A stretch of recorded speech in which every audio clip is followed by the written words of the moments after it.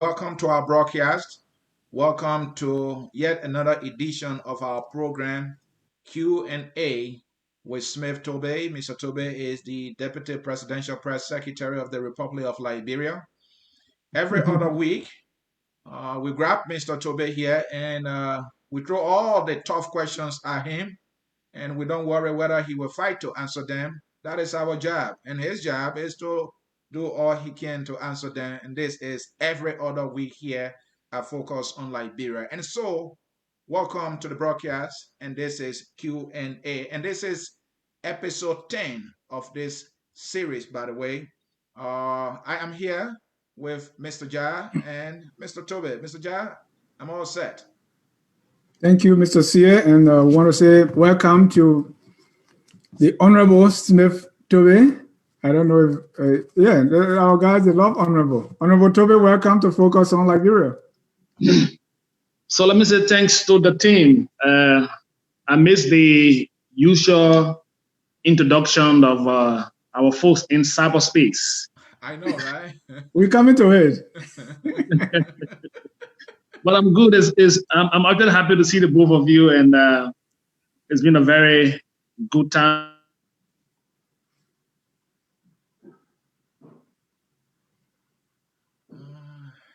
Some trouble there with the internet. We want to welcome all our viewers from across the globe. Again, I'm happy that we can get this conversation going. Let me say good evening, good morning, good afternoon to your viewers and followers on this edition of the show today. Thank you, Mr. Toby. And that's Mr. Smith Toby. He's the Deputy Press Secretary to the President, President George Weah. We every other Sunday at 2 p.m. Eastern, we have this Q&A with Mr. Toby. And so we want to welcome our viewers across the globe. My name is Dennis Ja, and we are broadcasting from Atlanta, Georgia. Mr. Toby, again, welcome. Mr. See, let's get this started. Let's get it started.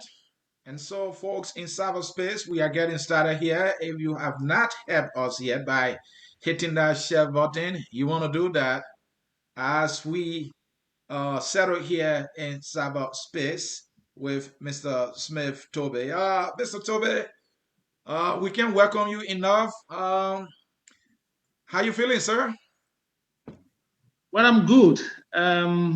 Good to be part of the living, and good to be here.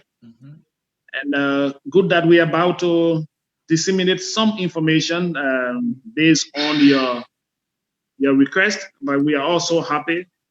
And let me bring you greetings from His Excellency the President of the Republic of Liberia to you and your team, and to the viewership following your show this time of the day. We are pleased to be a part of another edition of the show. Thank you. Thank you. We are seeing signs. It looks like the coronavirus is slowly winding down and it's becoming history. So that's good news. We see people, I have not been following the cases, but it looks like things are gradually improving. Well, I think on the overall, we want to give it up to the resilience of the Liberian people. I think our experience with Ebola has helped us a lot in terms of taking all of those preventive measures. Like it was being predicted as to how Africa will get affected by the coronavirus, via Liberia from our international partners. The resilience of the Liberian people and the effort and strategy put in place by this government has brought us to this point. So it is a fight that we've all done together, no matter our position, opposition, imposition, whatever position you find yourself. But it's been a collective fight, and with that fight, we are seeing some very good signs on the wall, and we are making progress as we strive to keep the war safe. Thank you. Thank you so very much. Let's get into it. No need to waste further time. Over the past 2 weeks, we've been paying attention to development in the country. A lot has happened. And we saw some celebration on the side of the ruling government, the dedication of a headquarters for the National Port Authority. And we saw the pictures flying all over social media. And so we decided to bring a few questions from there to you. And our first question here is, how big is this to the president and the government of Liberia? A brand new headquarters for NPA. Well, I think every time there's one development initiated by the president or under his administration, and that development or that developmental project comes to a successful conclusion, it means a lot for the administration headed by President Weah. Since 1948, I'm told, the free port of Monrovia, that is considered as the gateway to Liberia's economy, has operated in makeshift structure. The management team of that institution ran the day-to-day activities of that institution from makeshift building, continuum, and other stuff. And the president has traveled. I think we've gone to Gabon on a tour or on a visit, and the president had the opportunity to tour that country's port facility. And he traveled along with the managing director of the NPA, Mr. Bill Traore, and they had a conversation as to how to improve our sector, especially the free port of Monrovia, that is considered as the gateway to the economy of our country. They had a working section on that issue, and the government through the NPA initiated that project. The president feel accomplished that even in the midst of the tough economic burden on this country, his administration has once again set herself high. For the first time in our country's history, there is a 3-story building that will host the management team and host conferences and business interaction relating to the smooth operation of the free port of Monrovia. That building is rightly situated, overlooking the Atlantic Ocean, flipping across and overlooking the Ducal Palace Hotel from the free port, and going deep from the top of that building is the entire Bourgeois Island. So well situated, but again, it brings a lot of beauty and accomplishment to the president that his administration was able to complete a process for over 3 decades in this country. And administration before this administration, and even management before the current management team, did not do that. So it is a big accomplishment for the president, and he'd be so pleased that that was able to happen in a very short time. Thank you, Mr. Toby. So you said prior to this, management or things were being run from makeshift structures, from continuums. Is that the case? So what difference is this one making now? Is it just changing the place, or what does this added headquarters bring to the operations and function of the port? So I'm sure every time there is a change in structure, it also brings very good ambience, and they also build confidence in your operation. Those who were once squeezed up in some very tight facility for over 30 years or so will now have a very spatial area to work. They are ideally situated now. Their transaction will increase.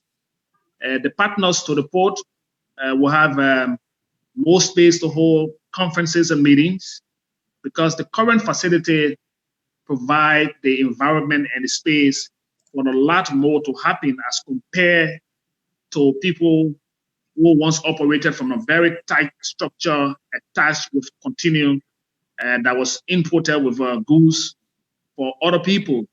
So that relocation alone sent a signal out there that the port is up for business, and the management team headed by Mr. Bill Tuare and the entire leadership of the country now send a very bright signal to say, yes, the gateway to our economy is the free port of Monrovia. So when you get there and you are greeted by the appearance of that building, it gave you some level of confidence to do business a lot more than you did in the past. Thank you. And you. Yeah, let me come in, Mr. Tobe. Let's talk about funding. Let's talk about which government secured the funding for this building. We ran into a front page article that was published sometime in 2017. Sorry about that. Somebody is trying to call me here. Oh my God. All right, sorry about that. So this article is dated January 18, 2017. I talk about this building. So did the government secure the funding, or is that the usual continuation of government? Well, what I can say to that effect is that the current administration headed by the team at the port initiated that specific contract or that funding for the project. What I can also say that the previous government also got involved into a discussion with the Kuwaiti government for helping to do some renovation and rehabilitation work with some of the ports in the country, excluding the free port of Monrovia. That's the Sano port, the port in Greenville, the one in Harper, and the one in Buchanan. If you look at the previous administration discussion surrounding rehabilitation of port, there is nothing captured into that document I talked about the building of a new facility captured in terms of monetary value to that facility. So our information is that the current structure was initiated by this administration, and this funding was secured by the administration, and they are the ones taking the glory for the project because even though they made other discussion around port rehabilitation, but the construction of the current headquarters started under this administration. Thank you. And up to this point, we say someone help us with the money. So what we're saying is the port is still not at a point of using its own money to build its own facility. But that being said, do we know if there's anything we have to give back in return anytime we get money like this for such a construction? Is there a catch somewhere? Well, always there are conversations in those directions. What I cannot detail for you is the technical part of the discussion that brought to birth the arrangement. So what is in there as a give and take, it is not to my understanding at this point. So I don't want to dabble into information that will not be setting. But I know that it's a conversation and that started, and it's good that the government, with all of what they've put into it, and with the negotiation, they've managed to write a structure for the very first time. And the good thing about it is that there is something to show for whatever that went into a discussion that brought forth what is currently on our soil. So we can boast of it as an achievement or an accomplishment, because we've had several discussions with partners and other developmental friends that haven't materialized, and there's nothing there to show. So once we got something to show from a discussion initiated by the government, it means a lot to the progress of this administration. It means a lot to all of us. We just want to be mindful that there is no free lunch, and I hope we all understand that. But let's make progress. Well, then some lunch can be free. If a bully takes you to Mendana and you say, hey, my man, it's on me. It is certainly free, but our job it's not free, is to... Mr. Sia. You're going to pay someday. Oh, yeah. Okay. Maybe in the long run. My dad is official, man. Maybe this person is throwing their little bait on top of the water, hoping that it will catch someday. All right, let's make progress here. Folks, you are watching Focus on Liberia. This is our every other every other Sunday program with Mr. Smith Toby, which we call Q&A with Smith Toby here at Focus on Liberia. Making progress here. Let's come to the new Minister of Foreign Affairs, Dexinate. There is a major accusation against the nominee being nominated by the president.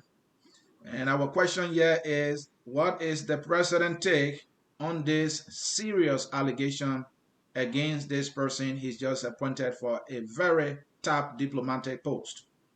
And just for the sake of our listener, Mr. Toby, before we come in, Madam Winnie Cummings Wilson, a member of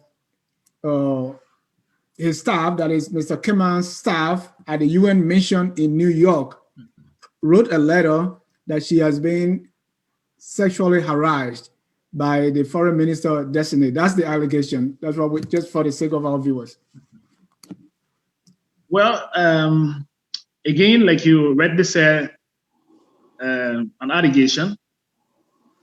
And because it is an allegation, now what we are aware of is that Mr. Kimian is scheduled to go for Senate confirmation sometime this week. The Liberian Senate has placed him on their schedule to have him cross-examine as to his qualification and ability to serve Liberia in the post. The allegation is being treated as it is. Mr. Kimian has spoken through his lawyers, I'm told, and we are watching what happened at the Liberian Senate. But at this point, the president has made no decision. Mr. Kimian still enjoys the president nomination until otherwise proven at this point. So there's no decision, and there's not a conversation around the office of the president relating to that conversation or allegation. So does it mean that it does not concern the president at all? So whatever allegation it is, as we all said, it is being alleged.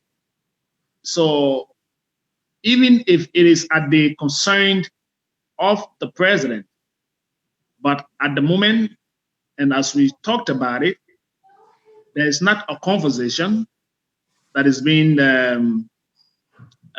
put forth on the issue, and there's not a decision from the presidency on the issue. Mr. Kimian has been notified that he's to go to the Liberian Senate sometime this week to face that august body on his confirmation for the nominated post. So the executive headed by the president will keep their eyes on the unfolding development on the issue. But again, like I said, Mr. Kimian has spoken through his direct representative, that is his lawyer. They've written some response to the issue. Is in some of the local media in our country. I'm sure he's also sent that to other embassies and other members of his office staff in New York. So we treat it as an allegation because if the president starts to respond to allegation of such, I'm sure that he will be opening a whole can of worm here, especially allegation coming 6 months after it was allegedly committed. So let's see how the Liberian Senate will handle the issue, but the president have said nothing about it. We want to leave it as it is. Mr. Smith, the reason we're asking is because at this point, uh, sexual and gender-based violence in Liberia is at an alarming level. And so anything of that nature, we think that is going to really concern the feminists in chief. But again, the Female Journalists Association has asked the president to withdraw the nomination of Mr. Kimia. Has this really come to the knowledge of the president? Has the president held an enclosed door meeting with Mr. Kimia and said, my man, what I'm hearing, so anything to that effect? No, not to my knowledge, because I'm not sure Mr. Kimia has arrived in country. I'm told that he should be in country. I'm not aware of a meeting. I've been with the president for the last few days on several other functions. Those functions entails a lot of different things, preparing for the United Nations General Assembly, his message to the UNGA, his message to the UN as they celebrate another milestone. Those has been his concentration over the last few days. So that conversation with Mr. Kimia and the president is yet to happen. If they've done that, that is not to our attention. But again, like I said, the president have said nothing to that direction. And it would be foolhardy for me to preempt or make a conclusion on behalf of the president or something that I've not heard him talk about. But has he responded to the Female Journalists Association call for withdrawal, or has that reached him officially? Well, I don't know when the female journalists raised the issue. The president is a very good friend to the media body, a very good friend to the Female Journalists Association. Remember, he constructed for them a very brand new headquarters that they are working from. So if that communication is official, and then we will follow up to see if the president has received the communication. But again, on the entire issue relating to that allegation, Mr. Kimia has hired his group of lawyers to dive into the issue.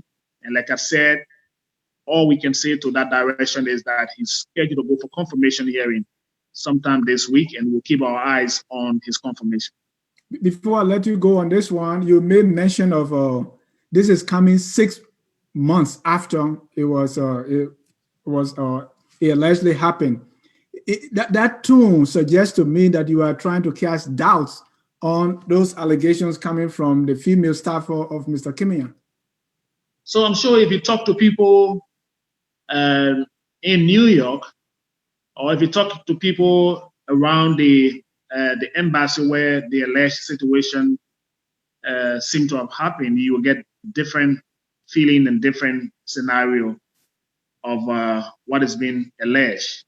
But again, we are not the spokesperson for Mr. Kimia's family and his reputation. So we've talked to individual at the mission. They all have given several different accounts of what have happened as to when it happened, allegedly. So the only response we've gotten so far from what was communicated was the response from Mr. Kimia's lawyers. So we want to hold on to that. But again, the president hasn't said anything about it. But as individual Liberians, we are reading and we are following all of the claim and counterclaim relating to that alleged allegation. And it is alleged until proven. But again, Mr. Kimia will go for his confirmation. And it is another side of the confirmation that will be very interesting. We hope that we will follow it and see what happened at the end of the day. But Mr. Kimia can speak to the issue. His lawyers can speak to you about the issue and not the president. Mr. Smith, I don't know whether or not the president is consistent in keeping with good governance here. And when the allegation was raised against Charles Gibson upon his appointment, the president treated it that there was a serious allegation, so he withdrew the nomination. But at And that point, let me just ask you. Let me ask you. Do you know what sort of allegation was levied against Mr. Charles Gibson? It was an allegation. It was never. I don't. It was an allegation when it came out. It came out as an allegation. There's no way you can tell me that in less than 72 hours, the president carried on an investigation and was able to. If he did, then he should do this time because this is the feminist in chief here. And to add to that, the president has some history here, about continuing with individuals with a terrible record, despite proving facts against those individuals. Abu Kamara was on the president party ticket, and he endorsed that candidate. We have Wambo Diki, and the president is not listening to anybody. So is it not the same president we are looking at yet, claiming to be a feminine in chief, and yet we're not listening to this serious allegation against this tough diplomat? So all of the scenarios are in different form. Allegation could be one word, but it is news in different form. So the allegation levied against some of the individuals that you mentioned was not allegation of alleged sexual harassment. For example, Mr. Gibson allegation was something that he was alleged of being involved in some dubious act, and the position for which he was being nominated came under a very serious scrutiny. And in a very short time, Mr. Smith, I'm sorry. One minute, I need to land on this. Okay. In a very short time, those allegations against Mr. Gibson came out with some very big clue that led the president to take a decision. Other decisions with Wamundiki, and this Wamundiki issue, I hear you guys talked about every time I'm here. There's a point that we've reached. There's a point that we've reached with Mr. Namudiki that the president will not get involved. The reason why the president is not involved is straight to the point that there is a court issue which had to do with a separate branch of government. If you want to tell me that the president will now start to interfere into another branch of government when there is a case before them, then of course you will talk about interference into another separate branch of government. So because that case is now before the court, it makes it impossible for the president to act on whatever decisions on Mr. Wamudiki because he's gone to court. And it is a court case. And it is not possible for the court case and then the sitting president goes to the court or go to a case and interfere with a judicial process. So it's far different from what is taking place with the D. Maxwell alleged situation. And again, tell me whatever way you want to tell me. Feminist in chief, and all of the titles around the president, the rape issue, he stands strong on women issue. But again, when that allegation came out, the individual allegedly involved, through his lawyers, sent a response. Mr. Kimia is not yet confirmed. He's a nominee. He goes to the Liberian Senate for confirmation. Mr. Toby, if I may interject here, I like the way you cleverly said it, that two equal branches of government here. All we are asking here is why the president can't take decision that will show that he is an administrator of trying to make decisions in the best interest of the nation, representing So that the country is being governed by somebody serious, and not worry about what happened in the other branch of government. This is somebody he no, appointed. I guess he didn't consult but those people before appointing him. Yeah. Mm-hmm. to even allude, Mm-hmm. in your premise Mm-hmm. that somebody's serious, I'm not sure it sounds pleasant, because the president is a very serious-minded president. Mm-hmm. He's running an administration, Okay. not on just any news that come out there. Someone could come out of the blind side tomorrow, or come from one community tomorrow and levy an allegation against you, for example, if you are in his administration. Okay. And some of those allegations levied against people.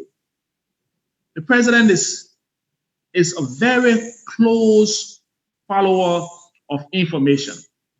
He takes time to digest his facts. He acts on his facts. The president is not hasty in rendering people guilty or taking decision on people because it is in the media, or because it is a sentiment against people, or whatever reason. Okay. If the president decide to, go that path, I'm sure every other day there will be administrative decisions, because in governance, especially in the kind of society we find ourselves, people make up stories in different form, in different ways to get at people. So when the president starts to just go after people because somebody have said this about them, I'm not sure he's going to be a very good administrator, because he's a very good administrator. So he takes time to digest his information and act on his fight. The president doesn't act on gossip. He doesn't act on mere allegation. He loves to get his fights right, and he takes the appropriate action that will justify, his action against whatever that is formed in his web. Thank you, Mr. Smith. And the last question on this topic, so we can move to the next, is when you were comparing the allegation against Mr. Gibson and now to Mr. Kamayam, you seem to suggest that based on the magnitude of the case involving Mr. Gibson, that's why the president took the decision he did. Are you trying to suggest that sexual harassment allegation is of any less magnitude? No, that is not what we are suggesting. That is not our suggestion. The line of demarcation that we are drawing here, we're using one word for several different issues. Okay. So we're using allegation of an alleged dubious act, right, for a nominee that could serve as Attorney General of our country. Yeah. Who, in the split of his nomination, was proving that he duped his client. So if it was proven within a day that Mr. Gibson allegation, was factual, that he was involved in some clandestine act and duped his client, that equally raised the flag that it is not possible to have your Attorney General of a country who is a lawyer who's been involved in duping his clients. Right. And that's the same thing I'm saying. So that allegation could not wait or had no time to wait in the space, right, because Mr. Gibson had no claim to respond to that, because it was of the fight to the issue. On this alleged situation, as of the day it was reported, the lawyers representing the accused sent in their response. And like I said, we all got one place to look at this point. Let's forget about President withdrawing Mr. Kimia. No. Maybe the same way that... Why should we forget about that? That's an option the president can take. He can decide not to do it. So the president can take that action when there are fights to substantiate the claim. So in the absence of fights, I'm sure that it is not possible for the president to take a decision. But like I said, I've not heard the president talk about this. I've not heard him on a telephone conversation with Mr. Kiminya. All we know of is Mr. Kiminya is scheduled to go to the Liberian Senate. If the Senate can do all of us due diligence, no, it like shouldn't be the Senate. It shouldn't be the like Senate. they did. No, they can do the same. Yeah, they can. So they can also do the same. We don't have to tell them what to do. Okay. So if the president renege according to what you think, he's not we're not thinking that way, Mr. nominee. We're just asking a question. I'm not getting you. No, I said we're not thinking that the president has reneged or he has abdicated his functions, but we're just asking the questions just to make sure. So what I'm saying to you, right. There's no decision on the issue. All right. There's no decision on the issue. And Mr. Smith, if you can be very brief on this one, where is Chab Gibson? Is he in this government? Huh? Well, the last time I checked, he was around. I'm not sure of his current position, but I'm sure he's somewhere around the country. That is what I can say to that. My understanding is that he's in this government, and you just said that it was proven that he duped his client. So did the president appoint somebody who duped a client? So if you are claiming that he's in the government, I'm sure that he's not in the government as the Attorney General of the country. What difference does that make? If Mr. Gibson were denied opposition, and in the interim he was able to settle his obligation with his client, and it could still give him the opportunity to still work in the government. So if you owe somebody, or if you make away with somebody money, and they come out during your nomination, and it caused your denial for opposition, and you settle your difference or your obligation, it qualifies you. So I'm not aware of the detail of what brought him back into the government. Right. But I think there where we should leave it. You don't know the details. So because if he was proven to be a dubious character, duping his client, it shouldn't matter what the job is. No, he should be behind bars. But let's leave it. But on you can have situation with your client, and you can settle your situation with your client. It can also qualify you. Maybe at a given time that led to some action, but in subsequent time you can settle your differences with your client, and then you get qualified to also serve the country. Right. I mean, the way you put it didn't seem to be differences with clients. It seemed to be a criminal act. That's what I was. You use the word duped, and we know that word is criminal in nature. That's a criminal act. So I said it was alleged that he duped his client. So that was the allegation that came against him. Well, I did not outrightly say I remember you he said duped his that client. It was alleged.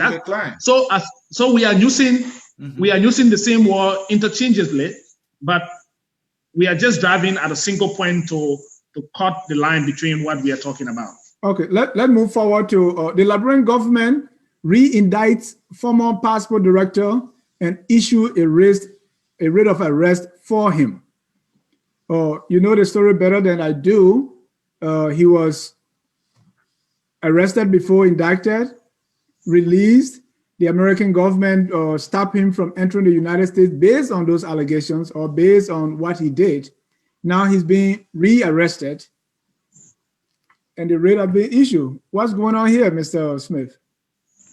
Well, I think it was a situation that went before the court, and I'm told that the government prosecutorial arm did not pursue the case at a certain point in time, and then the prosecutor decided to throw the case out.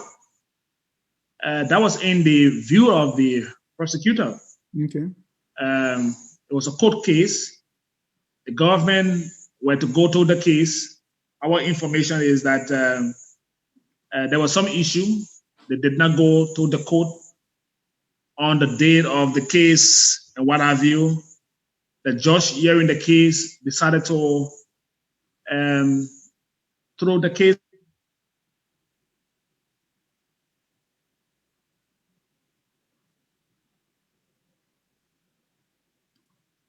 some connection problem there with Mr. Smith. But ladies and gentlemen, if you are just joining us, this is Focus on Liberia. We are in conversation with the Deputy Press Secretary of the Republic of Liberia, Mr. Smith Toby. This comes on every other Sunday at 2. Mr. Toby, we lost you briefly, but yeah. Go So ahead. I was just trying to go back to the point that it was a court issue. Right. The government prosecutorial arm did not follow up on that case. Right. The prosecutor or the judge handling the case decided to throw the case out. Mr. Wamplu. You are muted there, Mr. Toby. Oh, okay. You put yourself on mute. Unmute yourself, please. Good. According to that, he stayed under the court jurisdiction. They are following that case as we speak, and we'll see what happened at the end of the day. Okay. So, was there any new information available for which he was rearrested, or did the United States try to twist the arms of the Liberian government to get him back beyond bars? Well, diplomatic issues do happen. Some of the new charges I'm hearing and reading about, I'm not sure was in the previous indictment, like we're seeing right now. But if his action was as grave as it is being talked about, again, if your action will affect not just your country, allegedly, and it brings about a very serious situation, not just to the country, but on the international scene. It also gave the government some more power to further prosecute. So based on that, the government had decided to reopen the conversation around it and see how Mr. Wamplu can account for his action. But to the point, as of the day the passport situation broke up, he got dismissed by the president. So he's no longer in the employ of the government. And he's been out as a private citizen who's being investigated for his act committed when he was entrusted to a job by the government. Thank you very much, Mr. Smith Toby. Folks in cyberspace, indeed, you are watching Q&A with Smith Toby here at Focus on Liberia. The lot of questioning that we are on is are concerning the passport situation, the passport director who has been dismissed by the president. Some time ago, there was an allegation against him involving into criminal activity with the Liberian passport, that he was selling the Liberian passport to foreign nationals. And so there was a court action and the matter went to court, but then the court went and dismissed the case sometime July 14 of this year, because the court said that it was not proven that this gentleman was involved in anything of that sort. And then the United States government stepped in and could not allow him to enter the U.S. because of this serious allegation against him. So we see now that there is another indictment by the very government that dismissed the previous case against this gentleman. So, Mr. Toby, is the president playing chess with Washington here? Well, I don't know at what level that game of chess is being played. Mm-hmm. But again,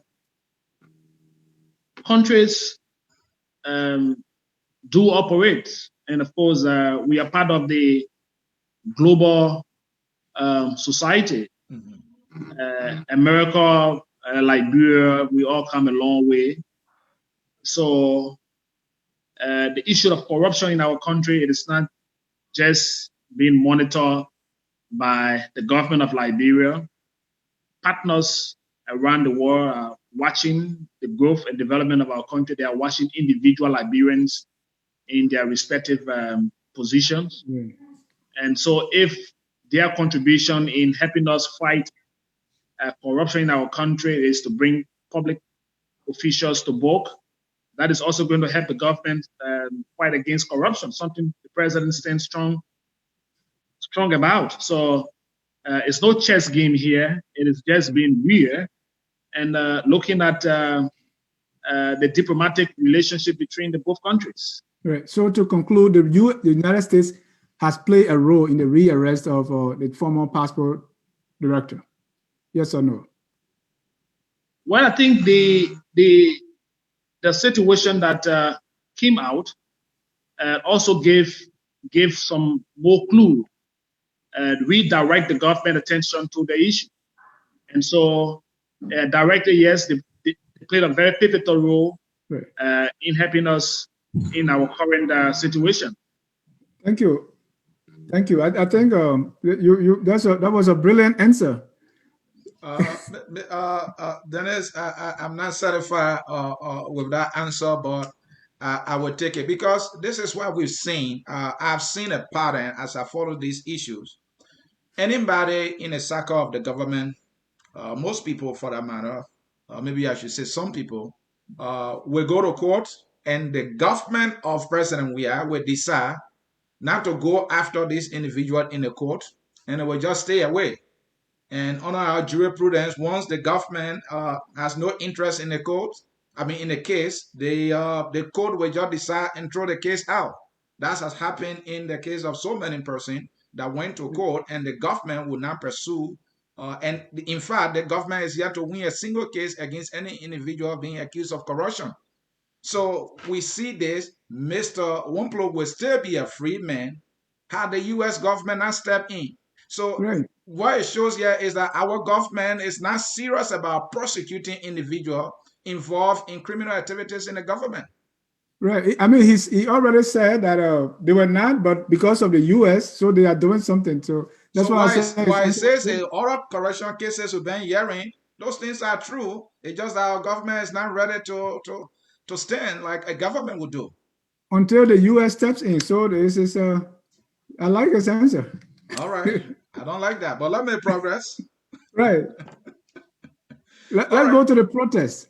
Go ahead, Mr. C. All right. Yeah, Mr. Smith, our attention here has been drawn to series of threats for protests in Liberia. Here and there, let me just list few to you. The Liberia Water and Sewer Corporation, our information is that employees there are requesting for their pay. The government owes them about 11 months. Judicial staff, 11 months. Some legislative staff also being owed. And then the biggest one is the health workers that are on a go slope right now. And the government decision on the issue of the health worker is that, well, maybe we will replace you. What is going on with this salary arrears? Is the government not paying people?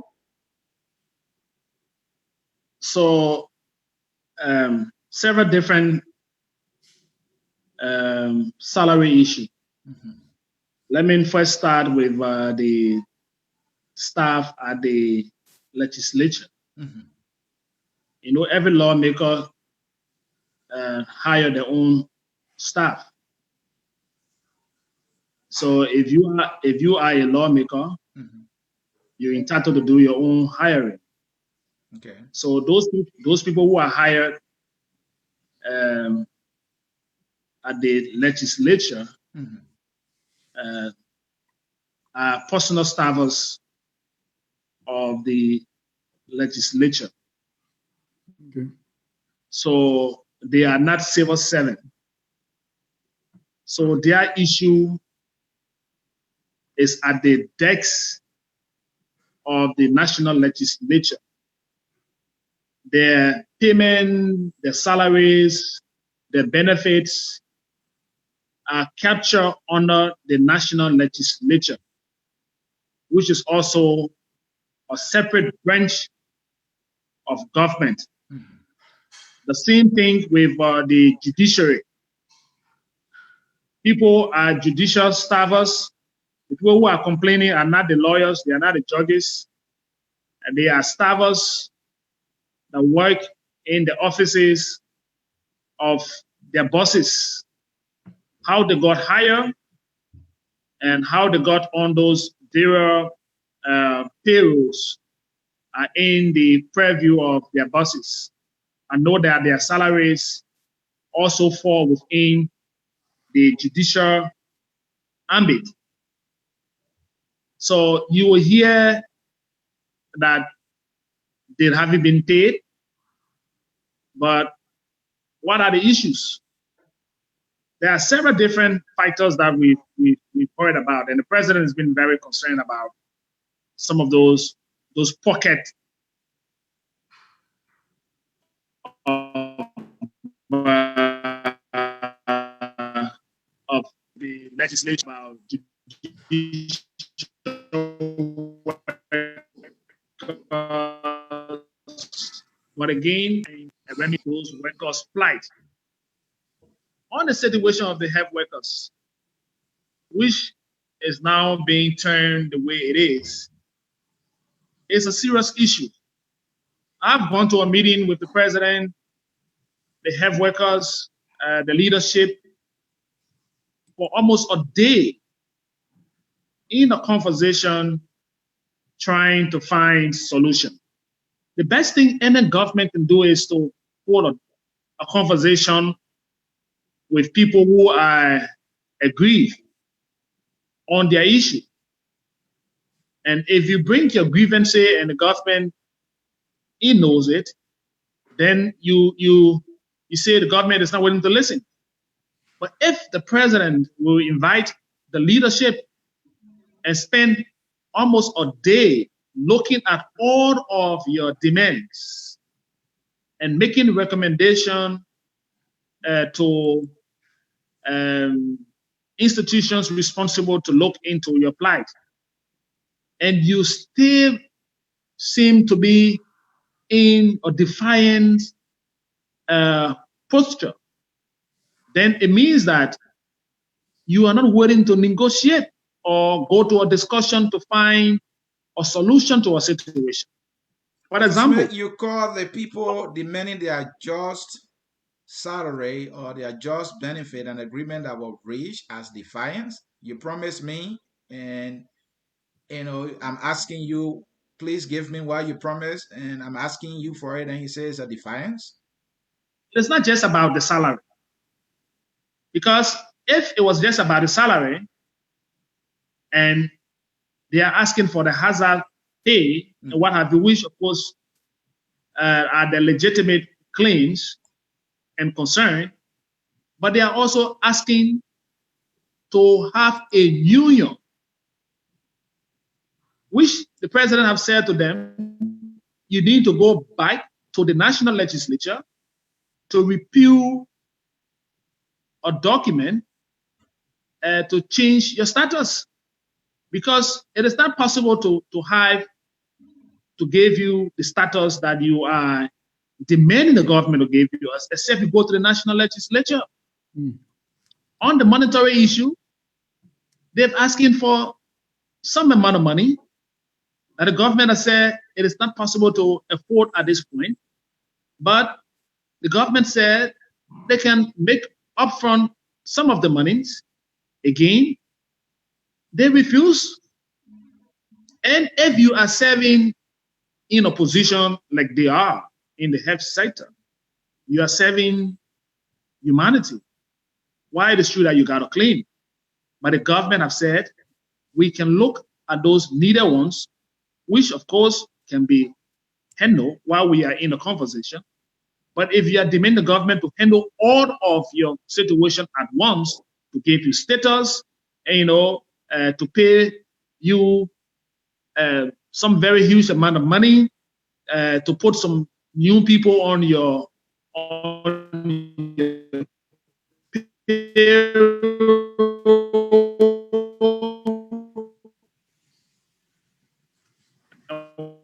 what have you, then you gave me at a particular given time. Worst of all, you conversation with the government facility, those individuals' life that you take on oath to serve. Mr. Smith, what you call huge amount? Right. No, what I want to understand, so as far as salary is concerned, their salary is current. Is that what you're saying? So the salary with the health workers, yes, current. The issue of the benefit for hazard and other issue are the issue under contention. So that money has accumulated to the amount that they want the government to pay in full. And Right. it's an ongoing conversation on the issue. The president have told them, work with the Ministry of Finance through the Minister of Health. You work on the strategy or ways and means to get this money pay in category, or maybe break it down in a way that the government can find time to pay the money. But they've been hesitant, and they are demanding in the demands that they are doing. So if the government is running on a patient with them, the government had no alternative. That's why the Minister of Information came out with that release on yesterday, encouraging other people in the sector to take advantage. Because while we are talking to them, we can be aligned to the die in the Vera facility because people have abandoned the health facility. So is that the best way the president, this situation can be resolved, by replacing them and asking for just people in the street to come and apply? Is it? No, the president did not say just people. The president did not say just people in the street. That report, that release did not say just people in the street. We're not going to hire carpenters. We are not going to hire mason, for example. We are not going to hire Yana boys to go and sit in a hospital. There are professional people who are still out there and want to serve and save the people's lives. So while that conversation is still ongoing, the government have opened all of the doors for discussion. If they had the opportunity to sit with the president, doesn't that tell you that the president was interested in hearing their concern? Did the president turn down their request? There was discussion upon discussion before the meeting that almost spent the entire day. But again, after the meeting, they left and they came back in another radical approach to the entire discussion that took place for almost the entire day. How do you expect the government to respond, to allow them leave the facility completely empty? And we expect the government to dialogue with them and not give an instruction coming from the office of the president. Technically, what the president is saying, fire these people. That's what it means. No other way to interpret it. Is that how he operates? But if the president weren't interested in negotiating with them, the president was never going to go into a meeting with them. The first thing for the president to allow you come and hold a discussion with him on your plight means that he's looking for solution to your plight. You came and put down all of your concern. The president instructed his finance minister, the minister of health, to work with you. Some of your demand need to go to the national legislature. The president will not go to the national legislature on your behalf, but you are becoming very, strong on your demands. Right. And if that is the solution to having them replaced and put people who have similar experience and qualified to do the job, the government will not renege to do that. All right. Is it that there's we don't have money? Is it a money issue that is stopping this government from honoring these people demand? I mean, there was an MOU to this thing. It's not that they are just coming up with new demand, because the last time we checked, the finance minister said we have a surplus budget, so there shouldn't be money problem here, Smith. The issue is about paying you money, and the government has said we can pay you this money. We can do a breakdown plan for payment, because there are other priorities. There are other issues in the country. It is not just about health workers. There are several other issues the government will have to handle. So if the government is saying to you, we can start to pay you, but we need to break down your payment in category, and you refuse to say the government should pay you upfront, then it becomes something that you don't want to reason with the government. Because it is not just about health. It's education here. We got other priority issues in the country. So if you put all of the demands that you want to address immediately for once, then you put the government against the wall. And if the government bounces back, that's the reaction that comes from the government running out of patience. Because this conversation started long.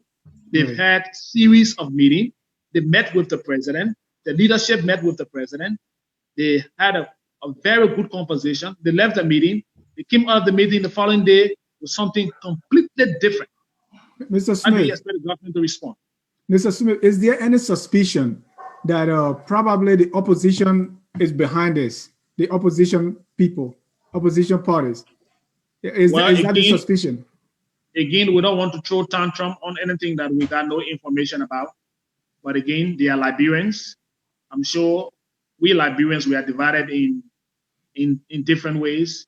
People belong to several different political institutions. Some want to see this government succeed, others want to see this government fail. Mr. Smith, let me stop you. Do you know anybody who wants to see this government fail? Well, how you ask me that kind of question? Yeah. You know, everybody want the government to succeed. Do you know anyone? Several of them. I don't have them even call the names to you. Several of them. Because I keep hearing that. So that's why if possible, you can give us some names. Several of them. Just go on this page that we are even talking on your platform and see some of the responses we're providing information and hear what some people even saying here. So it means that people have developed so much hate about this administration. So there is nothing good that they even want to see about this administration. People see reality and they see it and they deny it. So you think those individuals who are about doing that are of the ambition or of the belief that they want this government to succeed? We know that people out there want to see this government fail. And that is why we see the kind of propaganda, perception problem. Mr. Smith, this government is. Mr. Smith, I just want to ask you this question. It being some time now when the Minister of Finance said that we should make our president a benevolent dictator. How does the president feel about so outrageous statement from the finance minister? Well, you consider it outrageous. Because it is outrageous. The Minister of Finance have explained to the Liberian people in the context he spoke. You need to find time. Maybe I can do that arrangement for you to speak to the Minister of Finance on what he meant. I may not have his interpretation of those comments, but he's an intellectual, and he knew what exactly he was putting forth to the public. If the word dictator is the issue, then you need to maybe avail this platform to the Minister of Finance, and he can drill you through what he meant. In my mind, I'm not in the position to explain as to what or from what perspective the Minister of Finance was speaking and in what context he used the word dictator, a benevolent dictator. Thank you, Mr. Smith. We'll be very glad for you to make that arrangement so that Minister Toby appears. But my question is the president open to being a benevolent dictator? Is that I don't know what that way entails. If doing good and doing a lot of good things will be in a benevolent form, again, we wait to see how it happens. But the president is someone who loves doing a lot, and if being a benevolent individual can be singled out as a benevolent dictator, again, the context in which the minister spoke, I'm not sure the president will want to see himself in that position. People can put your action and find an adjective to describe what he does. So if the minister of finance thinks the president is doing very well in his draft for the country, he may choose an adjective to use on what best suit his action as he sees in the eyes of the president. Right. Mr. Tua is a very smart guy, but he does not have his own definition. Benevolent dictatorship is defined as a government in which an authoritarian leader exercises absolute political power over the state, but is perceived to do so with regard for the benefit of the population as a whole. So what that means is the president does whatever he wants, but it's for the benefit, it's to the benefit of the people. That's benevolent dictatorship. So at Mr. least Tua doesn't define it. At least and Smith, if I may add this, Mr. Twain said define it when he said that. This is what he said. Let me remind you.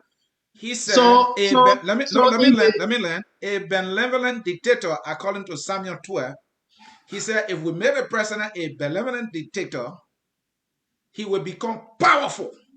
He will be feared. He can get up today and say, let's move the money right there, and then we'll move the money right there. Does President Weah wants to be seen as a benevolent dictator? So in your definition just read, that benefit goes to the people. And who defines that? So in your definition is that your action will benefit the people. It did not say the action of being a benevolent dictator is for yourself and your family. But again, in your definition, the action of the president, if that should happen, will be for the people. The benefit will be for people. And that the president will do whatever he pleases? Is that what you think? So if the description of Minister Toby in definition, why are you placing it there? The definition tells you to be a benevolent dictator, you do anything that pleases you? Yes. That pleases the people. No. That will please the people. That will benefit the people. Dennis can read that again. Dennis can read that again. That will benefit the people. Dennis just read it. The action that will benefit the people. It did not say it will benefit the president. No. So based on the definition, you are in for the president becoming a benevolent dictator. Is that what I'm hearing? Based on the president action. If Mr. President action will benefit the people. Yeah. If his action will bring life and relief to our population in our country, if that what being a benevolent dictator is, then I also want to support Minister Toyle on that. Okay, it's personally, I'm not saying the president. I say I will personally, if the definition is to benefit the people, right? Then but for me personally, I will also want to support the idea. No, but this is an authoritarian leader who exercises absolute political power. Forget about the authoritarian leader. The absolute power will benefit the people. Who authoritarian leader, but the benefit at the end of the day goes to the people. No, it's perceived. What the president is doing is, I can do whatever I can. So long I know this benefit the people, I'll go ahead and do it. For instance, if I want to appoint Kemenya doesn't have to go through the Senate. As long as I believe Kemenya's action will benefit the people, I'll go ahead and do it. That's what benevolent is. No, but our law in our country says the president nominates and it goes to the Senate. All right. So if the president is to be a benevolent dictator, he's not going to trash our laws and remove the Senate and remove the judicial branches of government. They're going to stay in their respective function, and nominees will go for confirmation. If the president starts to impose his will on the people to go for confirmation and deny that, the president said, no, go there, go work, then of course it becomes a different issue. But if the president's action is to benefit the people in the definition of being a benevolent dictator, then of course the people's benefit. All right. We want to benefit the president or the people. Mr. Smith, you have to understand that when you are here, you are speaking in the capacity of the president spokesman, and whatever you say here, there's no way you can separate it from what the president believes. We ask you the question directly. I can also make a disclaimer here on comments that I made here. Okay. So if I tell you that I personally will support based on your definition, I'm not saying the president supports that. Okay. So I said, I personally support that. So I can even make a disclaimer here. I want to speak to you because I listen to conversations around the president. I come here to provide you what I hear based on your questions. Thank you. So I hope that we understand it from that point as well. Thank you.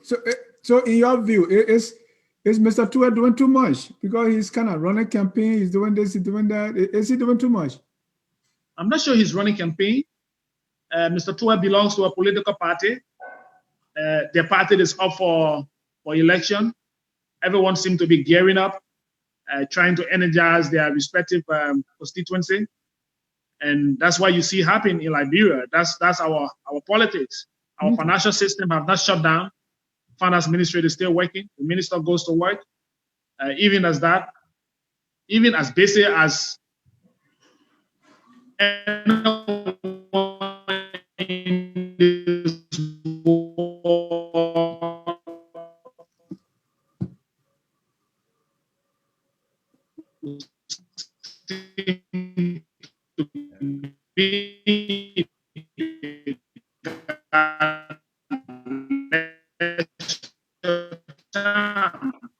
they determine the spare time. The minister may be using they are gearing up. We are all gearing the country and all other parties. Are we here? Thank you, Mr. Smith. Let's go to our next issue. That's the recent outburst or the recent statement by Senator Darius DeLong, and also what we saw in chambers from Representative Yeke Koluba. Mr. CA, can you? Yeah, let me bring that for Smith to understand. I think he does, but let's go with the protocol. So of recent, there was violence that took place, campaign violence in the Negro Town area, to be specific, around the St. Paul Bridge area. Senator Darius DeLong said that there was this assassination attempt on his life by an individual believed to be a member of the president party. And when he escaped from that situation, he had an opportunity to do a podcast, and he laid the blame squarely on the president. And he used tough words like the evil that have engulfed our country is being headed by the leader of this nation. So that is the first accusation there. We want to know whether evil has engulfed the country and whether or not President Weah is actually hailing this evil. Not only that, Mr. DeLong went ahead and threatened that he will stone the president or convoy if the president gets scared like a chicken and didn't come out.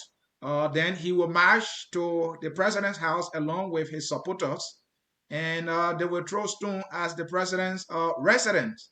And he said that if any other stone, one more stone, he emphasized, is thrown at any of my event, there would be no campaign event. So this is Darius DeLong accusing the president of trying to undermine his campaign. So did the president listen to that? I want to believe he did. What is the president's response? So few minutes after that, Mr. DeLong came back to apologize for those comments. Why are you not referencing that?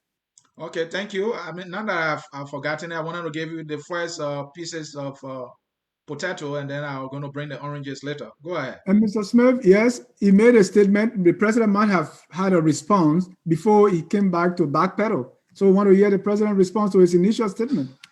The president did not make any response to that statement. The national security did respond. The security team that covers the VIP to our country did issue a statement. And Mr. DeLong came back and apologized for those comments. The thing I want you all to understand is that there's just one country here called Liberia. In our political dissatisfaction, campaign violence is not unique to Liberia. You live in the United States, you follow election in other parts of the world, supporters will clash, but you don't hear politicians respond in the way and manner some of our Liberian politicians respond. If you threaten the peace of the nation or the state, that you are canvassing or campaigning to lead, then you're also sending a very bad signal out there. So we agree that there were issues. The police intervened. The police made an arrest. Mr. Dillon provided security. Mr. Dillon stayed campaign, or he still moved around Morado County since that incident. And he still goes places. He was just around the president's community on yesterday. There's been no incident. It is not because of his threat. But again, we all need to keep the peace. In our disagreement, we should not be uttering voice like our politicians would do. And it's becoming so of a signature tune for people in the opposition. Every time they get angry with the president, you hear them say, we will bring guns, we will throw stone. So if you disturb the peace of a country, it is not just about the presidency or President Weah, but we're talking about the entire nation here. But it's good that Mr. Dillon came back and backpedal on those comments, and we are moving forward to election. Some of those things we see, some of those things we are seeing happening here are all dress rehearsal. It tells us how tense the election ahead of us will be. It's going to prepare us for bigger election comes 2023. So there will be political disagreement, but our political actors need to equally conduct themselves accordingly. So we'll sustain the peace. So Mr. Smith, here is Darius Dillon, a very big man who demands so much following, a sitting senator, saying that he's going to go to the president's house and throw stones at a convoy, and if they fire at them, we would not know where the guns will come from. That looked like a situation that Mr. Darius Dillon need to be arrested and called for questioning. Don't you think so? If yes, why wasn't that done? Why again, you and others will again say that the president and his government are going after political items. Why? And because we know how some of our citizens do respond. Now you're saying that the president or the security actors should have gone after Mr. Dillon. I'm asking if that's not the right way, because we're talking about the law and not how the people think. In the midst of all of these political campaigns happening around here, if this government decides today to go after Mr. Dillon with all of the followers, we're going to be derailing a lot of different things I want to see happen. And it is good that the government is very mature. We know that Dillon spoke out of anger because in his side mind, it is not possible to stone the convoy of the president. It is not even possible to come to where the president lives and throw stone on top of his roof. So when people are angry and frustrated in their quest, they make those comments. And I'm sure it was in that situation that Mr. Dillon spoke. But again, like you said, we expect some of you to even condemn it. I'm not sure you should have even condemned that comment, to say, no, that is wrong against the state. That is wrong against the peace. That is wrong against... We're saying the clip where we condemn it. We will send you the show in which we condemn it. Go ahead. We have an entire show on this, Mr. Smith. So if you did, you are contributing to keeping the peace. So let us discourage people from making those comments, no matter where they say it. No, because if the action, derailed our peace, it's going to affect all of us as a people, as a nation, and it's going to take us way back. We can disagree on everything. People wake up here in the morning, they insult the president, they insult, the government officials, but we are operating a country with stability and making sure that this administration goes to a peaceful conclusion instead of turning everything around and driving the entire country into chaos. That is why even protests have been handled the way people handle protests around here, just so that we can keep the peace going. So Mr. Dillon spoke his mind, but again he came back and he said, "Oh, took back those words." And I'm sure that we've passed on that, but we need to condemn people from saying they will bring guns and they will destabilize our peace. That is threat to the state. Right. And Mr. Smith, that's why I asked, because what you are telling me is this is threat to the state, or some lawyers will, or some people will even characterize it as sedition. But you are saying because people will talk, so the government is not going to act in a way it should according to the law. This is a threat on the life of the president. And you are saying, Yeah, well, because people will talk, so what that tells me also is maybe the president or the government has been going after people. So if there is a legitimate reason to go after people, they are afraid because the people are going to talk. That's my concern. No, that concern of yours is not the right way to place it. It's not the right way to place it. So if you listen to if you read a statement from the Executive Protection Service of the President, right. You listen to the statement from the National Security, the National Security, they all issue statement in that direction. But again, if Mr. Dillon were adamant to his comments, I'm sure maybe the security actors would have acted. But after an hour or so, he came back to apologize. So maybe that may have changed their plan. But I'm not sure. It seems to be the I'm president. not sure. Listen 1 minute. Listen 1 minute. I'm not sure it's been rubbed under the carpet. I'm not in the security apparatus. But again, like we always want to say, we are keeping the peace. We want to be peaceful in our in the conduct of the country. And the president will not go after people because of those threats, because we know that people will speak out of frustration. And I'm sure it is in that category that the president looks at Mr. Dillon comments. No, but it jeopardizes the security of the country. See, it's being a pattern now. Look at the actions of a consistent action of Representative Yeke Koluba. And we saw what happened in Nigeria because people were retaliating. They say, well, the man has been insulting the president, so we're going to take the law in our own hands. So if the government of Liberia, I don't want to say chicken out, but if the government of Liberia will abdicate its responsibility in protecting the peace or the president, because people are going to say something, or we're trying to keep the peace, the followers of Mr. Dillon, they are not going to listen to that. Whether Dillon apologizes or not, in fact, his supporters came back and said, you shouldn't have apologized. So what is a threat on the life of a president remains a threat. So if the government is not doing anything about it and want us to maybe be afraid because somebody is going to do something, that makes us to wonder if the government is going to actually do something when there is a need to act in protecting the president and also the security of the state. So show that a situation like what we are talking about is being observed. Let's wait and see what the discussion around those comments with the security actors. You're muted, Smith.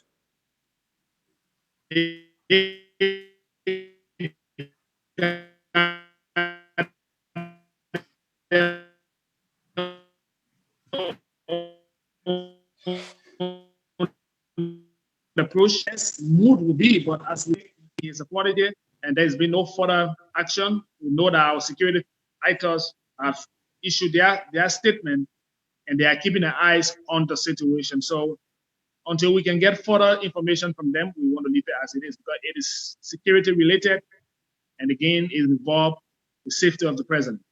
All right, folks, in cyberspace at this time. Constant outbursts from Representative Yeke Koluba. Well, Yeke Koluba issue, I think I don't want to call it it is an embarrassment to the national legislature. You've seen Yeke. I'm sure you want to question how you even got elected from his district. But again, the way some of our citizens vote and gave people power, that's the kind of result we are getting in our leadership. There's been this whole issue of Yeket and Yeket and Yeket and Yeket. And I'm sure that you don't hear us respond often to Mr. Yeket Follower, because I'm sure that the president personally told us to just allow Yeket to do what he's doing. And maybe the Liberian people will be the best judge in the days ahead. Mr. Smith, I think the president understands that it was in Senator Dillon's right, talking about freedom of speech and expression here. And he said why he needed to say. I think that is why the president or the government could not make any arrest, because they had nothing against Mr. Dillon. After all, Mr. Dillon was being attacked. Mr. Dillon was being attacked, and he spoke his mind as a Liberian on the issue. That's his right. That is not his right to speak to an issue like he did.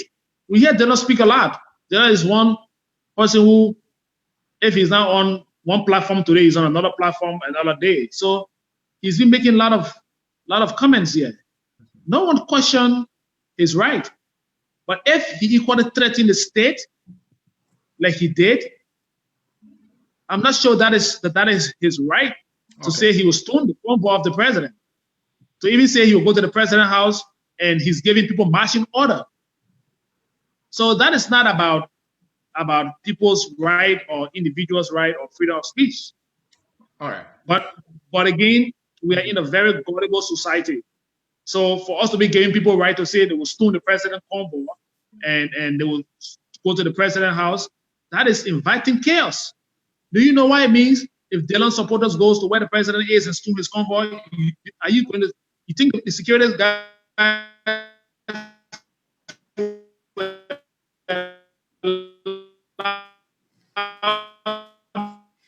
that happy in turn to that? So we can't give that to someone and say that the right or the freedom of speech. Freedom of speech equal to come responsibility. Thank you, Mr. Smith. Again, folks, in cyberspace, this is Focus on Liberia. We are having our usual Q&A with Mr. Smith Toby, Deputy Presidential Press Secretary to our country's president, that's George Manawia. It is about time for you to get your calls coming in. We are ready to take your calls. And Mr. Smith, I just want to make it clear that when that situation happened, we had an entire show on it. Dennis and I, and most of our viewers agree that Mr. Dillon was in the wrong, evidenced by his own withdrawal of those reckless statements, and we condemn it. We should not be speaking in that manner. If he claims to be the light, he needs to really be the light. Being the light is not inciting violence, and those comments were condemned and should be condemned by all, because we all have seen it all when it comes to violence in Liberia. Dennis? And that video is posted on this feed so that people will see. And we're doing our best to call a spade a spade. And we're going to ask Mr. Toby the tough questions. And we should announce that there are other people that don't come here. We have invited Mr. Cummings and other members of the ANC several times. We have invited Mr. Darius Dillon several times, and we have not had the opportunity for them to come. We cannot say that they are not coming, but that opportunity has not presented itself in spite of our numerous invitations. So, Mr. Toby, before we bring in our caller, I have this one question. From the time of President Talbot to now, as far as I can remember, there is this question about those surrounding the president. You know, we heard that Mr. President Talbot was, he was conflicted because the TWP wanted this and he wanted that. We saw that President Doe, we heard, President Doe was a good man, but those surrounding the president, they called names like Honorable John G. Ramsey, etc. We also heard during President Ellen Johnson Sirleaf that, the president is doing well, but, her children or her sister or those surrounding the president.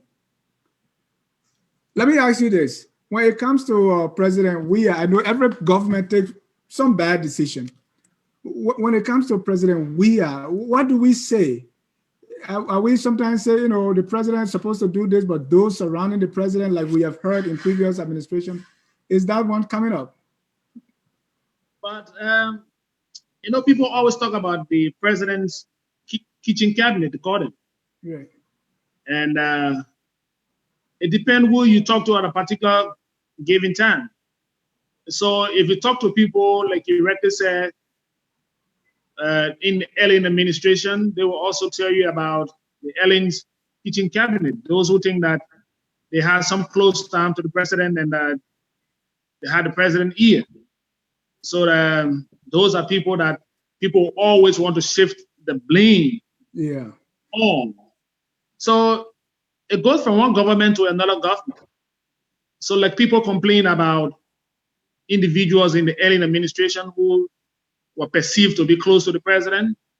The same with the Weah administration, President Weah administration. You hear names of people that people claim are close to the president, and they perceive those individuals to be the ones cutting the shots, for example. So those are claims that have continued from one government to the other. So this government is no exception. Right. So you are there. What's the story? So I'm here and I'm seeing governance. I think I've seen on this job how government actually operates.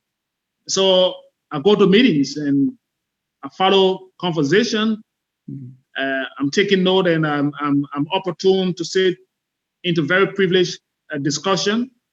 So you get to know how people even flip things around the corridor of the president, which of course to be the head of the country that will have several different things coming your way at just one point in time means a lot. It depends on your ability to make very sound decisions on some of those issues and on all of those issues, I can say. So the presidency is a very important place because you see a lot of different things happening from those who you perceive to be people in the president's kitchen cabinet, people who are his executives, and family issue, and a whole lot of different things. What the president does with his leisure time all comes to play, and you see them unfold before your eyes. So it's a very delicate place to work, and once you work at this level, you see a lot in your professional life. So based on what you see, are there people who really have the president's ear? Who are those close confidants? The president will always have people that he talks to. The president will have ministers that he talks to. He have ministers that he sees. The president have a team that he will talk to when he's about to make decision in government for nomination and other stuff. So it is not, he got advisors on every issue. So if something concerning economic, he calls his economic advisors and they sit and talk about it.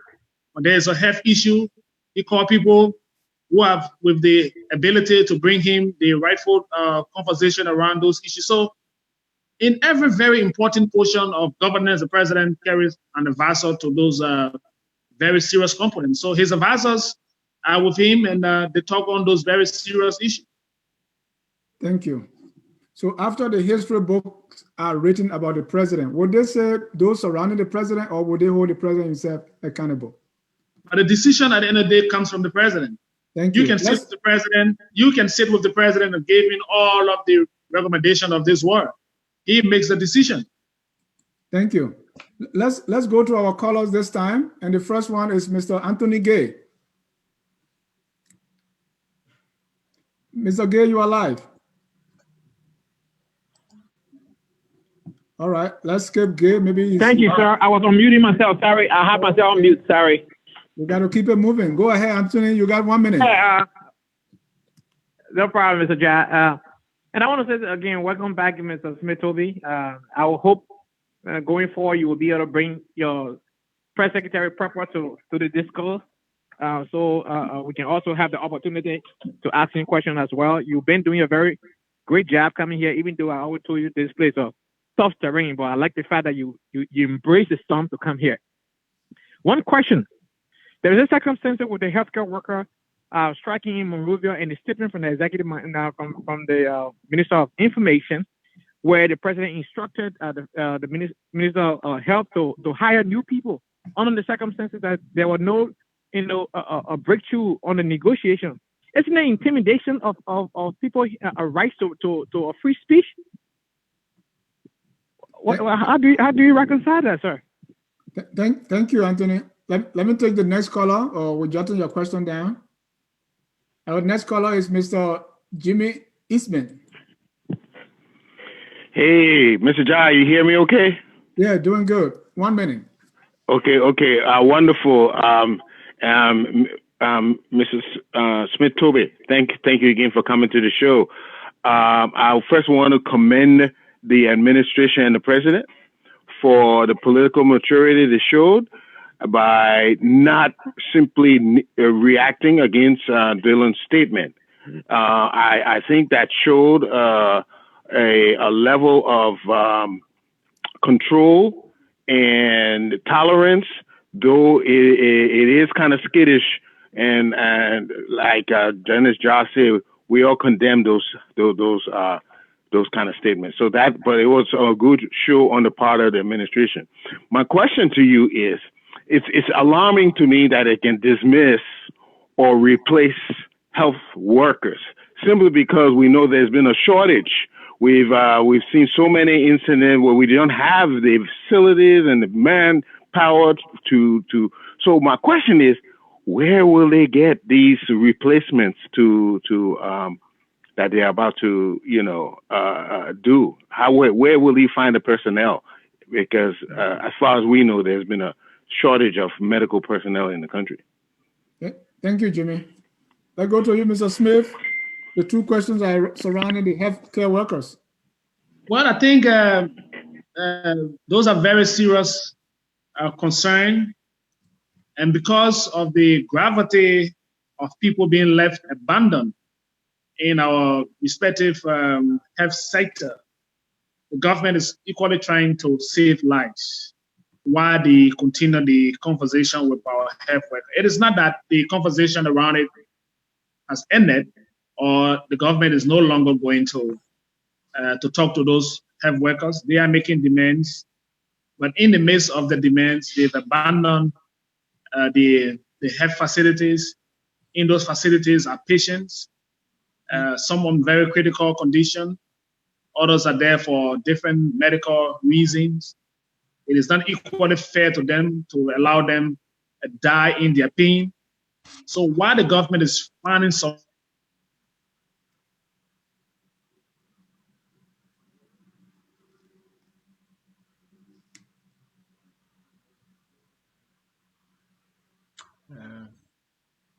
the proper internet is really compromising things here. All right, some internet connection there with difficulty from Mr. Smith. Yeah, Dennis, I don't know. We can start looking into reading comments here. And ladies and gentlemen, if you're just joining us, this is Focus on Liberia, our program Q&A with Deputy Press Secretary, Mr. Smith Toby.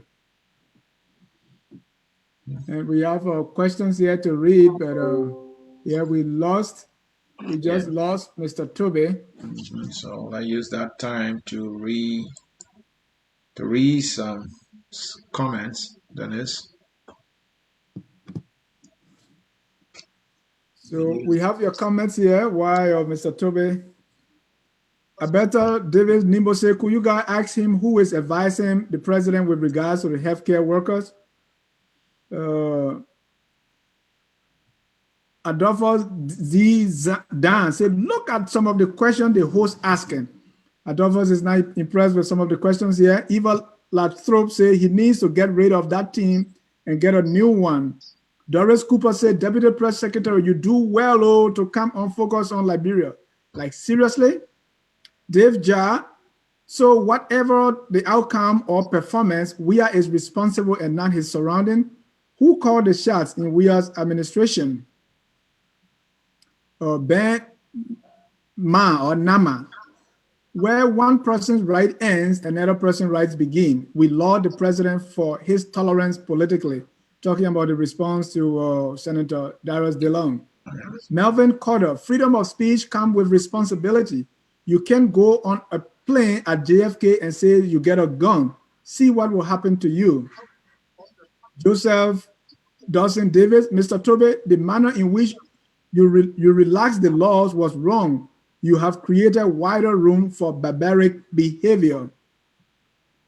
Dave Jai again said the law has never been equitably and fairly applied in Liberia. The government will always backpedal and attribute it to level-headedness of the president when expedient.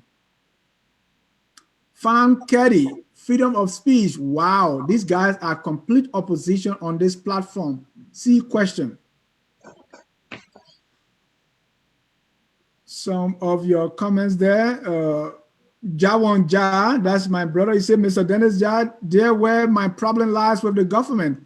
At times, we see the government is weak in this manner. Emmanuel Lloyd, to keep the peace, there has to be a rule of law. A better Davis Nimbo again, they won't arrest DeLong because CDC officials and partisans have been inciting violence and condoning violence against opposition people for a long time. And President Weah has said nothing. In fact, he has even incited his people to go after opposition people. Weah isn't exempt from anything. Dennis, can you hold on a minute, Toby? All right. Before you continue, please. Okay, Mr. Toby is back now.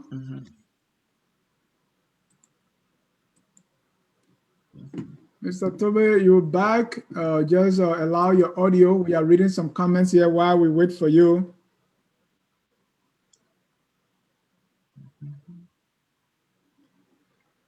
Adolphus Z. Dan, focus on Liberia platform has never condemned the irresponsible statement being made by Darius DeLong on several occasions. This platform is biased.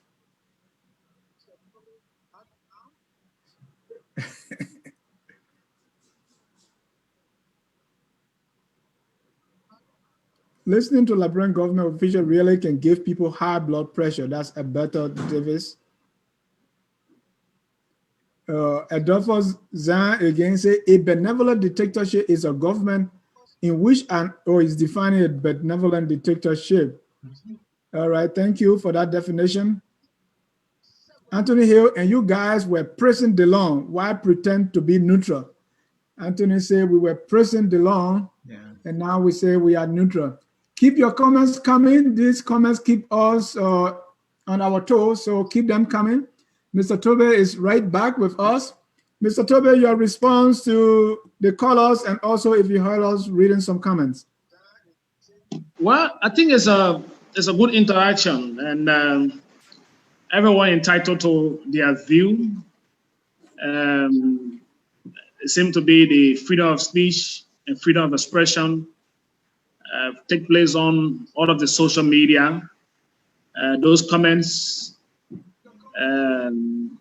again, the government will remain very mature to the issue. And like I was saying before we went off, the government conversation around those health workers will continue. It's just about finding a solution. And if the government is left with no alternative to make sure that people in those health facilities are attended to with medical professionals, the government has opened the corridor. And it will interest you to know that even some of those who are part and parcel of the disenchantment or dissatisfied health workers, some will take advantage of the current procedure. It's just so to make sure that the process can be fairly taken care of. The government is not opting to see her citizens die because some other citizens are angry. The government will make sure that that discussion and the process leading to solving that problem can go on to the letter, and we can save more lives than killing our own citizens because some of the citizens are not happy. Thank you. One more comment here, Anthony, will interest you. There's a political party for you here now. Is it Manjanga Son Del Petro or Peru? Dennis, you need to watch the comments people are making on your platform, brother. I know that Ansoni is an ANC man, but for you, I don't know. So I joined ANC right here on the show. So Mr. William King, who's part of the FOL, is answering. He said a few days ago, Ansoni was accused of being a CDC man. Go watch our show last week, Tuesday, where FOL condemned what Senator Dillon said. So depending on who watched the show, Mr. Toby, we either CDC or opposition, but we love the comments. We hear them. Let's keep your comments coming. It's time to draw down the curtains, Mr. CA. Yeah. Again, folks in cyberspace, we can say thank you enough for always being here. We are about to wind down, but stay with us as we wind down here quickly. Mr. Smith Toby is the Deputy Presidential Press Secretary, and what you have been watching is Q&A with Smith Toby that is aired here at Focus on Liberia every other Sunday. Mr. Toby is the only official of government, not the only official of government, but he's the most regular official of government here at Focus on Liberia. We want to see more of them. They are in charge of our country's governance process, and we want to ask them the questions Liberians have, and we have as well, because we are Liberians too. Mr. Toby, again, we can say thank you so very much. We will get your parting statement. We don't want to keep you too long. Maybe your madam might be waiting. So, Mr. Toby, sorry, this last question. Is there any former president that our current president admires and want to really follow? Well, I see him move a lot and go to function, and he want to see. Currently, I think he's building some very good relationship with former President Salih, for example. For the presidents in the region, I think he got some very good relationship with most of them, but they are not former presidents. The only former presidents I hear him talk to or see him interact with at function is the former president of Liberia. Who I'm very hopeful that her being around also means a lot to the country. Thank you. So I think that's what I can say to that one. Again, I want to say thanks to the both of you. It's been a wonderful time seeing you on this platform. Let me say thanks to all of the viewers, callers for your usual participation. We've come here just to share information with you. We hope we are doing our best to bring you up to speed with what seems to be taking place in our country. I want you guys to mark October 1 in your diary. Okay. And then we'll come back here after October 1 and you will tell me what will happen on October 1. But I just want you to mark it in your diary. All of you following, just mark October 1. The next time I come here, maybe after October 1, we will share the news together. Wow. Thank you. My man, don't tease us. Yeah. All right, we'll mark it. There's something you're going to bear with that one, but you keep it in your diary, October 1. October 1. Maybe new promotion for you? Oh, I'm not talking about me. I said mark October 1. Okay. A promotion for me. October 1. All right. Okay. Or are you trying to bring the president here to appear and focus on Liberia? Can you just mark October 1 in your diary? All right. We're marking it down, Mr. Toby. Thank you. Yeah, please. October 1 is on a Thursday. And I was thinking of the anyway, no need to speculate. Thank you, Mr. Toby, for we'll mark it down. What's your speculation? Yeah. The speculation, I told you that Thursday, I thought that was Saturday to say, or maybe Mr. Smith will be renewing his vows. Oh, but I just got wet. I cannot renew my. I'm not even 1 year into it. So, but serious, it's on a serious note. Just mark October 1, and it's going to be on a Thursday, like you said. Yeah. Maybe we can do a special show on that day. Thank you. We'll be glad to do that. Yeah, we could do a special show on that day, I'll give you guys the scoop before October 1, but on October 1, we'll do a special show. Okay. All right. We mark it in our calendar already. Yeah. So Okay. that's it for your closing? Yeah, thank you. Thanks for the time. All right, Mr. Jai. And we can always thank you enough, Mr. Toby, for appearing here to give us the mind of the president. You know, some of us are wishing for a day that we have the opportunity you have to serve your country. And so we appreciate those of you who are working, you know, no matter how you look at it, serving your country is an honor. And we appreciate the work that all of you are doing, both those in position and those opposition.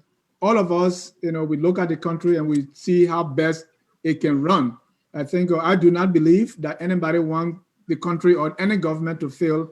I just believe people are different. They approach things from different perspectives and they think they can do it better. Sometimes because they want power, you know, we say power is sweet. So sometimes people want what you got and they will do everything to get it. But in it all, we're all Liberians and we should do everything to make this country what we all want it to be, that glorious land of liberty. Thank you, sir. Thank you. On that note, folks, in cyberspace, this is how we will conclude this edition of Q&A with Smith Toby, Deputy Presidential Press Secretary of the Republic of Liberia. Thank you for watching. Today, I don't have something for you. The only thing I have for you is a song. And that song says, we are all Liberians. Thank you for watching and bye-bye. We are Liberians. Liberia is our home. Liberian people.